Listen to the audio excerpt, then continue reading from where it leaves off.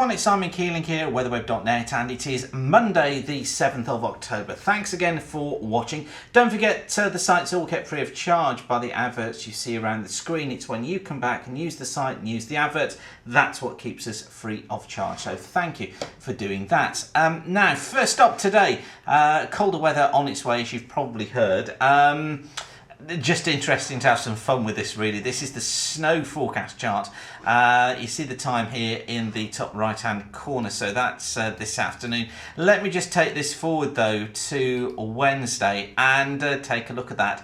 This is the snowfall chart forecast for Wednesday afternoon. And look what happens across Scotland. Yeah, bits and pieces of snow coming through at high levels. Now, don't go running away with the idea that it's going to be really snowy and really wintry, because it's not going to be. But it's just interesting, isn't it, that the weather reminds us that when we get these northerly flows coming in at this time of year, that's when we see colder weather, and it is cold enough to be producing some snow over the Scottish mountains. So I'm expecting to see some reports of snowfall coming through over the coming days. Now, this is how the 7 to 10 day means of the 500 millibar flow look. We've got the ECMWF on the right here, and on the left we've got the GFS. And these are the forecasts of the next 7 to 10 days of the mean of the 500 millibar flow. And what they show us is the ridge still across the north of the country by then, but this deep trough look out in the Atlantic. There's the ridge look sinking into the trough here across Russia. On the GFS, exactly the same. Here it is. Here's the trough, the Atlantic. There's the ridge, but there's the trough again across Russia. Now, I think what's going to happen is that with our remnants of our cold pool here, in fact, the GFS has it closer over the British Isles. That's our cold pool that brings the cool weather and the unsettled weather this weekend into the early part of next week. I think what will happen is this trough is going to be moving its way steadily eastwards, and as that happens, it will pull the flow back into a south or southeasterly.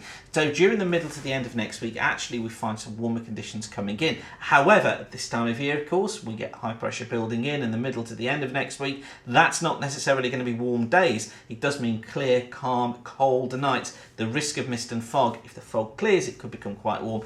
But I think next week we're heading into some fairly autumnal conditions during the course of the week. Now, interesting to see the cold air come down as well.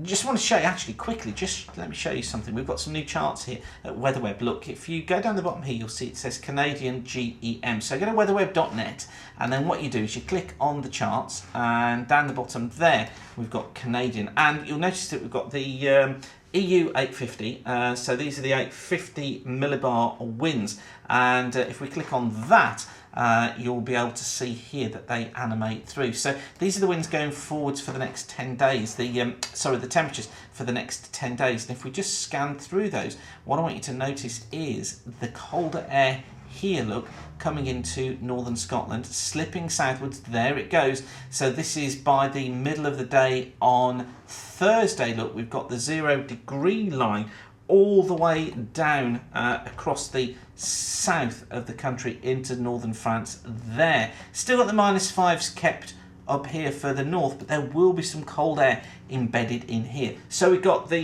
GEM, as I say there, the Canadian 850s, but also I wanted to show this one too. This is the Canadian total rainfall, and these go forward in 6-hour steps up to 10 days ahead. So what you can do here is kind of click forwards and you see total accumulated rainfall, and if we just go forwards, look into the weekend, you notice how we get these outbreaks of rain coming through East Anglia in the southeast.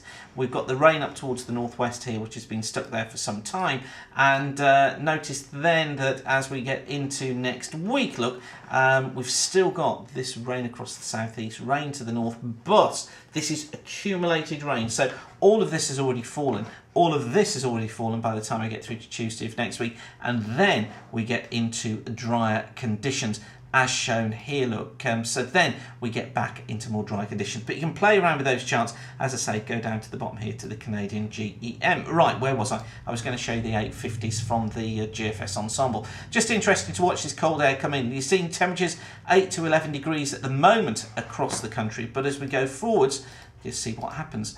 As we get through tomorrow, they're starting to come off. Look, we're down to 6s by then across Scotland.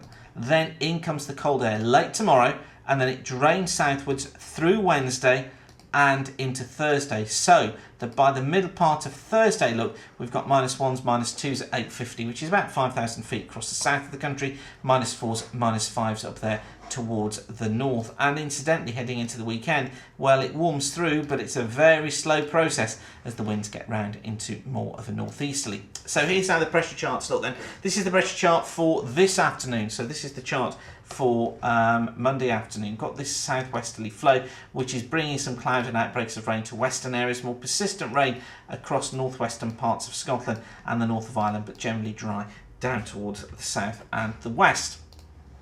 On to Tuesday now, and for Tuesday, this front moving its way southeastwards during the course of the day on Tuesday. I think it's got a little bit of rain associated with it for Wales and southwest England. That's only going to be light. I think further east it looks as if we should be staying dry overall across eastern parts of the country. Got some showers though moving back into Scotland, pretty windy conditions there as well, and that just sets us up really for Wednesday, because by Wednesday we'll find another cold front coming southeastwards. That's the one with the colder air behind it. So at the moment it looks as if it's northern England, northern and western Wales, Ireland northwards that sees most of any rain or showers. I don't think this is going to be a particularly active feature. I think just it destabilises the air, so heavier showers following behind, and it's this area here as the troughs move in really that I think we're going to be finding the risk of heavy showers, and these turning to snow as well over the high ground of Scotland during the course of Wednesday afternoon. Generally dry, you'll notice, down to the south. Now,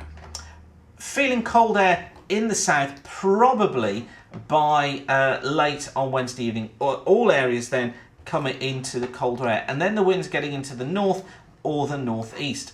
Bits and pieces of cloud, outbreaks of rain and showers down these eastern coasts, probably heaviest across East Anglia in the southeast, or I should say more frequent. I don't think heavy really sums it up. I think there's just going to be frequent showers feeding in. Really cold down there as well, and I think we are going to be finding some gales affecting those eastern coasts. Further west, it looks as if we should find some good spells of sunshine. It'll be pretty chilly though out towards the west, and breezy for everyone too.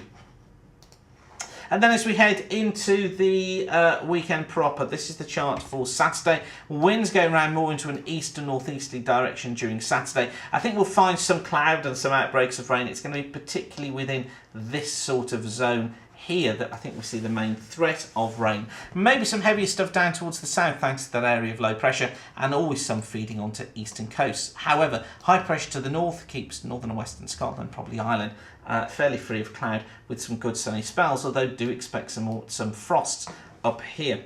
And then as we head through the weekend into the weekend itself, so we then find, and on Saturday itself, I think what we are going to be finding is, again, outbreaks of rain moving in from the east during the course of Saturday associated with that front. But a little bit tricky to decide exactly where that front's going to be. I think, again, best to say England and eastern Wales probably under cloud, outbreaks of rain and cold through the day, windy down those eastern coasts too, but drier and brighter towards the north and the west, with the best of the sunshine across Scotland, Ireland and the west of Wales. Did I get a little bit confused with the dates earlier on? I think I probably did. I think when I was referring to Saturday, I was actually talking about Friday. So that chart there was actually Friday. That's Saturday. Whew, right. Okay, it must be my age. Anyway, thanks again for watching weatherweb.net. Hopefully that's been useful for you. Don't forget that we kept free of charge by the adverts you see around the screen. It's when you come back and use the adverts, that's what keeps us free of charge. So once again, thanks for doing that, and keep the sun shining. Bye for now.